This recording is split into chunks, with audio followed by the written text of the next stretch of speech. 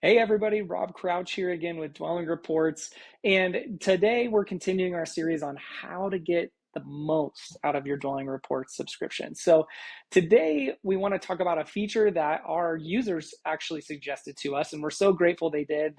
We love it when users are just giving us feedback on, hey, we would love if the system did this or that or whatever it is you wanted to do. But we actually had users ask us if they could, instead of circling the area on the map and pull in all of the details just of the neighborhood, can we actually create like a curated list of of MLS numbers? And so we can actually pull in comparable properties that we've curated from our MLS ahead of time and then just create a report with just those. And so we created that, we made that all happen, and it is fantastic. So I'm going to show you guys an actual option for doing that.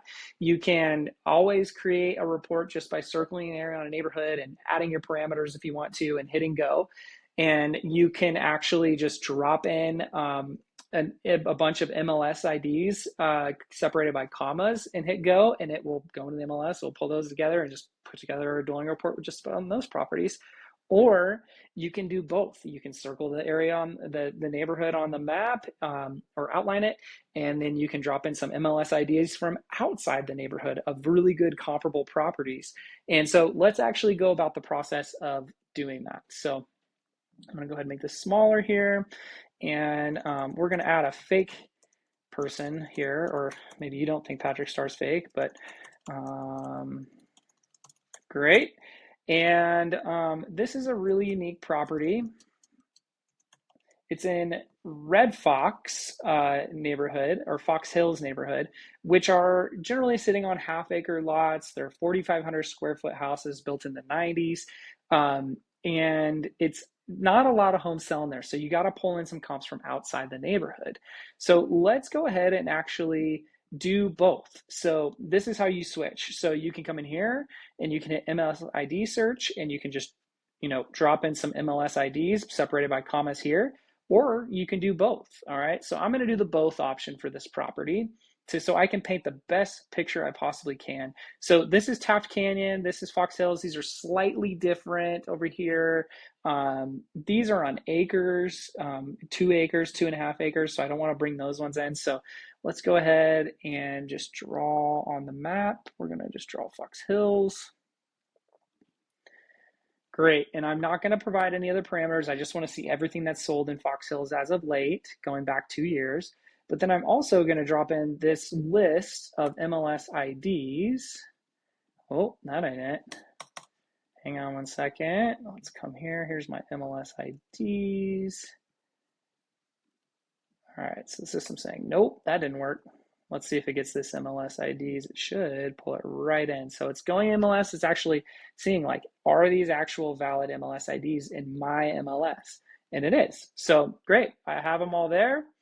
And I'm going to generate the report.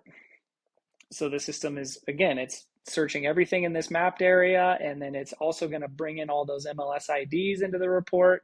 It's pulling everything together now. Sometimes it takes a second.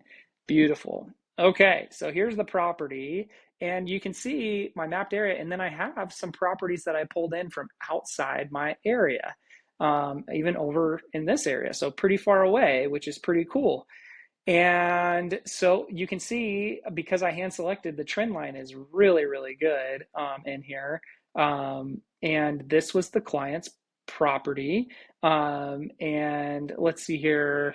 Okay, so it sold right in this really great range. And then we have these properties up here, which are on 2.5 acres. But I can tell these are all on acreage. So of course we're going to sell for less than that. And this one actually back to some open space, which is really nice because ours did as well. But this was a really, really beautiful house. Not that ours wasn't, but anyway, now I can go in, I can send this to my client, and I can start telling a story about, hey, we need to be priced really fair compared to some of these other comps. We're a little dated.